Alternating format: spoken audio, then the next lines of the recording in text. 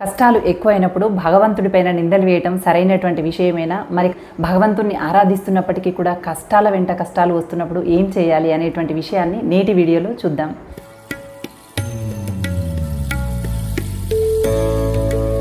కొన్నిసార్లు మన జీవితంలో కష్టం వెనక కష్టం, బాధ వెనక బాధ, అపార్థాల వెనక అపార్థాలు మనల్ని తరిమి వెంటాడుతూ ఉంటాయి. ఒక్కొక్కసారి నట్టేట కూడా ముంచేస్తూ ఉంటాయి. ఇలా జరిగినప్పుడు కొందరికి భగవంతుడిపైన విపరీతమైనటువంటి కోపం వచ్చేస్తుంది. దేవుడు ఉన్నాడా లేడు అంటూ దేవుణ్ణి విమర్శలు చేస్తూ ఉంటారు, నిందిస్తూ ఉంటారు. అయితే మనం ప్రవర్తించాల్సింది అలా కాదు.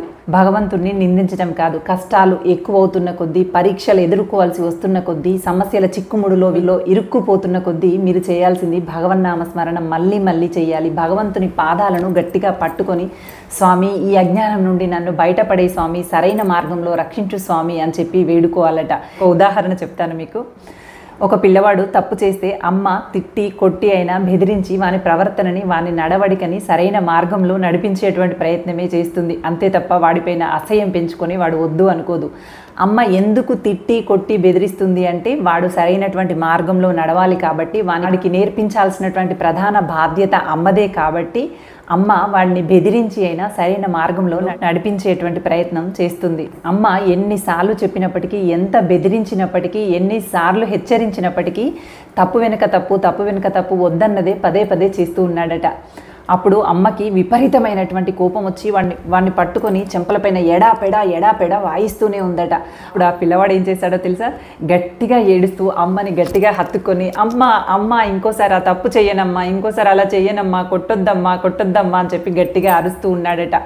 అప్పుడు వెంటనే అమ్మ కోపం తగ్గి దగ్గరకు తీసుకొని, అమ్మ కూడా ఏడ్చేస్తూ, నాన్న ఇలా చెయ్యొద్దని ఎన్నిసార్లు చెప్పాను, అయినా మళ్ళీ అదే తప్పు చేస్తున్నావు నాన్న, అదే తప్పు చేస్తే నేను ఎలా తట్టుకునేదిరా అంటూ పిల్లవాడిని గట్టిగా హత్తుకొని అమ్మ కూడా ఏడ్చేసిందట. పిల్లవాడిని కొట్టడం అనేది అమ్మకేమీ ఆనందం కాదండి. పిల్లవాడిని కొట్టడం కానీ తిట్టడం కానీ చేసిన తర్వాత ఆ తల్లి మానసికంగా ఎంత కుంగిపోతుందో, ఎంత మదన పడుతుందో, ఎంత వేదన చెందుతుందో ఆ తల్లికి మాత్రమే తెలుస్తుంది. పిల్లవాడి కోసం తప్పిస్తుంది, వేదన చెందుతుంది, బాధపడుతుంది. వాడిని సరైన మార్గంలో పెట్టడం కోసం ఆ పని చేశానే తప్ప, అయ్యో నా కొడుకుని ఇలా కొట్టానే అని చెప్పి ఎంతో వేదనకి గురి అవుతుందన్నమాట. ఇక్కడ మనం కూడా అంతే, భగవంతుణ్ణి అమ్మలాగా తలవాలి. భగవంతుడు, విధి అంటే కాలము, ప్రకృతి అన్నీ ఒకే కోవలోకి వస్తాయి. మన సైన్స్కి అర్థం కానటువంటి అంశాలు ఇవి. అంత మాత్రం చేత లేవని కాదు. గాలి కంటికి కనిపించినంత మాత్రాన గాలి లేదని కాదు కదా. అలాగే భగవంతుడు, విధి, కాలము ఇవన్నీ కూడా ఈ సృష్టిని నడిపిస్తున్నటువంటి బలమైనటువంటి శక్తులు. మనం వాటికి ఎప్పుడు అనుకువగా ఉండేటువంటి ప్రయత్నమే చేయాలి. ఎదురీదేటువంటి ప్రయత్నం చేయకూడదు. ఈ సృష్టికి విరుద్ధంగా నడుచుకునేటువంటి ప్రయత్నాలు చేయకూడదు.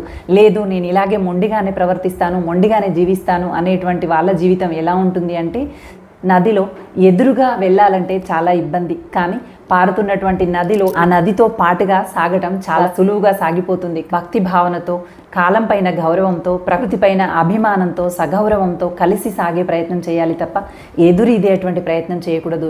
ఎదురీదితే ఇబ్బందులకు గురి అయ్యేది మనమే. ఎదురీదటము అంటే మన ప్రవర్తన సరిగ్గా లేకపోవడం, మన ఆలోచన విధానం తప్పుడుగా ఉండటం, మన మాట విధానం తప్పుగా ఉండటం, ఇతరుల పట్ల ఎప్పుడు చెడు భావనతో ఉండటము, ప్రశాంతమైనటువంటి ఆలోచన విధానం కాకుండా తొందరపాటు నిర్ణయాలతో అస్తవ్యస్తమైనటువంటి జీవితాన్ని గడపడం, ఇవన్నీ కూడా మనకి నదికి ఎదురు ఈగినట్టుగా మన జీవితాన్ని మలుస్తాయి. అందుకని ఎప్పుడూ తప్పుడు నిర్ణయాలతో ఉండకూడదు. ఇలా తప్పుడు నిర్ణయాలతో ఉన్నప్పుడు కానీ, తొందరపాటుతో నిర్ణయాలకి గురి అయినప్పుడు కానీ ఏం జరుగుతుంది అంటే, కాలము, విధో, ప్రకృతో మనల్ని హెచ్చరించి సరిదిద్దటానికి, గుణపాఠం నేర్పటానికి ప్రయత్నం చేస్తాయి. కానీ మనం అర్థం చేసుకోకుండా మన కర్మని, భగవంతుణ్ణి, మన సమయాన్ని నిందిస్తూ వస్తూ ఉంటాం. అందులో కూడా పాజిటివ్నెస్ని వెతుక్కొని, అక్కడ నేనేదో నేర్చుకోవాల్సినటువంటి అంశం ఉంది, ఈ కాలం ఏదో నాకు నేర్పడానికి ప్రయత్నం చేస్తుంది, నేనేదో గుణపాఠాన్ని ఇక్కడ నుంచి గ్రహించాల్సినటువంటి అవసరం ఉంది అని చెప్పి అర్థం చేసుకొని భగవంతుడి పాదాలని మరింత గట్టిగా పట్టుకోండి. భగవంతుని నామాన్ని మరింత గట్టిగా పట్టుకోండి. భగవంతుడా నన్ను ఈ అజ్ఞానంలో నుంచి బయటపడే స్వామి అని చెప్పి మొరపెట్టుకోండి, వేడుకోండి. మిమ్మల్ని మీరు బలంగా నమ్ముకోండి. అప్పుడు ఖచ్చితంగా ఎంతటి సమస్య నుండైనా బయటపడగలుగుతారు. మానసిక ధైర్యంతో తట్టుకునే శక్తి అయినా వస్తుంది. పరీక్షలని తట్టుకోవాలన్నా, అవి నెగ్గి నిలబడాలన్నా కావాల్సింది భగవంతుని పాదాలు, భగవంతుని నామస్మరణ మాత్రమే. అంతే తప్ప భగవంతుని పైన కోపంతో నిందలు వేస్తూ ఈ మతం మారదాము, ఆ మతంలో అయితే బాగుంటుంది, ఈ మతంలో అయితే బాగుంటుంది అనేది అస్సలు కాదండి. ఎక్కడైనా మన స్థిరమైనటువంటి మనసు కావాలి. అంతే తప్ప చెడు పనులు చేస్తూ మనకంతా మంచే జరగాలి అంటే అది నదికి ఎదురీదటం లాంటిదే. మనం చేసేటువంటి తప్పులట మనకు బాగా ఇష్టమైనటువంటి వ్యక్తుల జీవితాల్లో ప్రభావితాన్ని చూపిస్తాయట. అందరూ కూడా భగవంతుని యొక్క ఆశీర్వాదం పొంది సుఖ సంతోషాలతో, ఆయురారోగ్యాలతో, అష్టైశ్వర్యాలతో తులతూగుతూ మీ జీవితంలో శాంతం, ప్రశాంతం, అత్యంత ఆనంద వైభోగాలు నిండాలని కోరుకుంటూ thank you for watching. Bye.